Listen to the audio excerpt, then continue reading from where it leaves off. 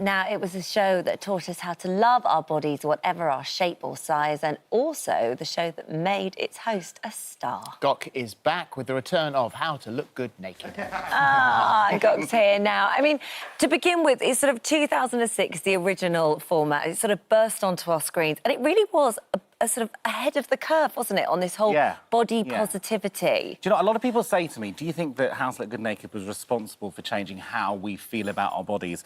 And I don't think it was. I don't think we can take responsibility for that, but it was definitely part of the revolution. I think it Absolutely. was. And it was of the zeitgeist as well, because don't forget, we'd had so many TV programmes telling us to have plastic surgery or go on extreme diets or, you know, change the way or change your lifestyle to feel good about yourself. And then through, you know, I was lucky enough to work with some of the greatest female minds in television, who are all still around working now. They are brilliant. And they kind of came up with this format, and it was just so pioneering because it really spoke of the zeitgeist. It spoke of that moment when people wanted to turn around and say, actually, I don't want to be dictated to any longer. I just need the information of how to feel good about myself. And that's really what its success was. So why has it taken over 10 years to come back?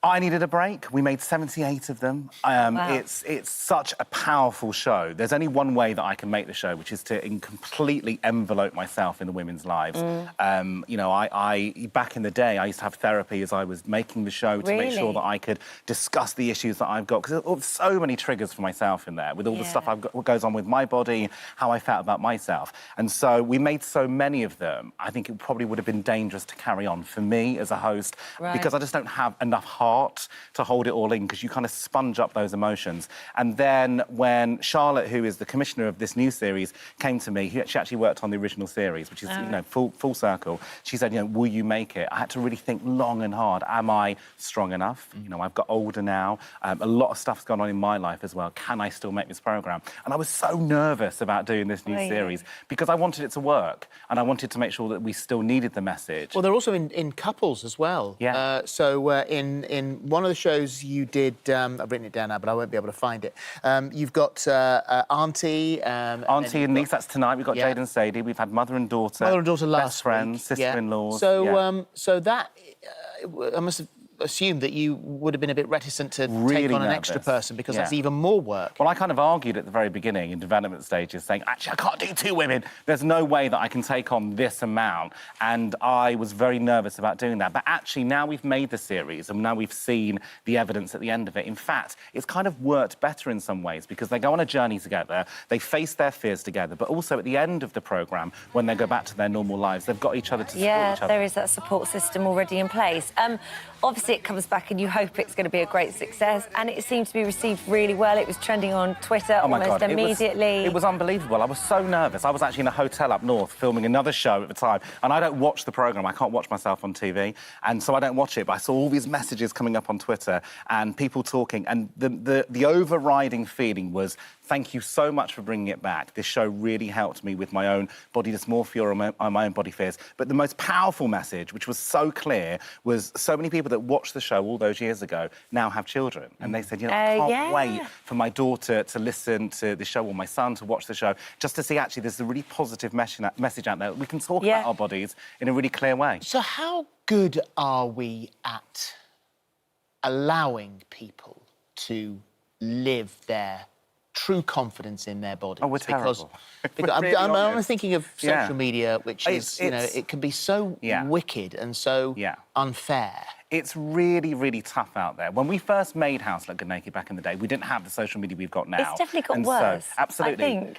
100%. So if you think about it, the world has access to us now on our handsets and our, you know, our iPads and our computers and stuff. And so we can now talk to the world immediately. So if you don't believe in someone, or if you've got a message to say that maybe is a little bit unkind or a bit cruel, those people now have access to you. And you can put all the stuff in, you can block people and you can stop people, but actually that exists somewhere in the ether. Now, for anybody who is vulnerable about how they feel about themselves, you know, I'm talking about myself as well here, you know, vulnerable about my weight, vulnerable about how I look, vulnerable about my sexuality, vulnerable about everything about my life. I'm talking about when I was younger.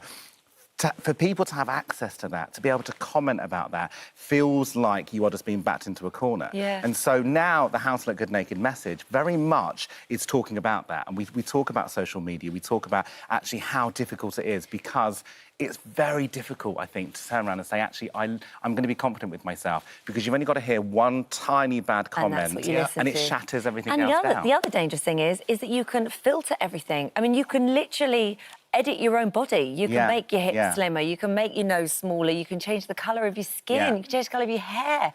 I mean, it's like you create something that's just not you. You're creating something... Absolutely. And I always say this. It's so difficult because we compare ourselves to images of perfection that have been doctored so much. I'm not just talking about filters. We're talking about all the stuff, you know, the extreme filtering. So if you imagine that image is actually a cartoon, it's an animation, it's a cartoon character. So we turn around and say, actually, I don't look like this cartoon character because that cartoon character doesn't exist.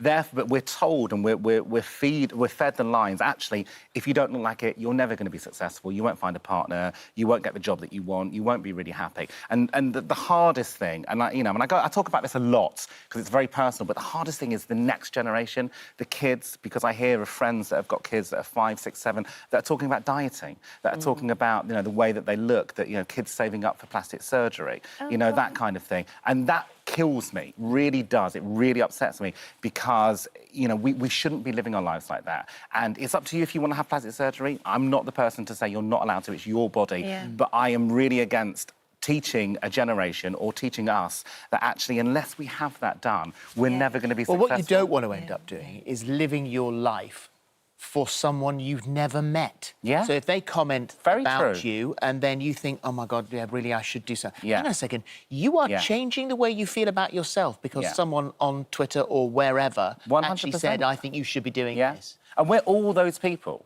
All of us are those people. All of us have an opinion. All of us, you know, the people ask our opinions, but actually it's the people that come towards you with an opinion and you haven't asked for it. That's the danger here. And you know, and that's why I think How to Look Good Naked is so important and why actually this is the right time for the show to come back. You see bodies that look like ours. We just go, oh, there I am represented on screen. Which is really positive. And there's nothing better than turning around and seeing, you know, when we do the naked photo shoot, it's one of my favourite parts of the show.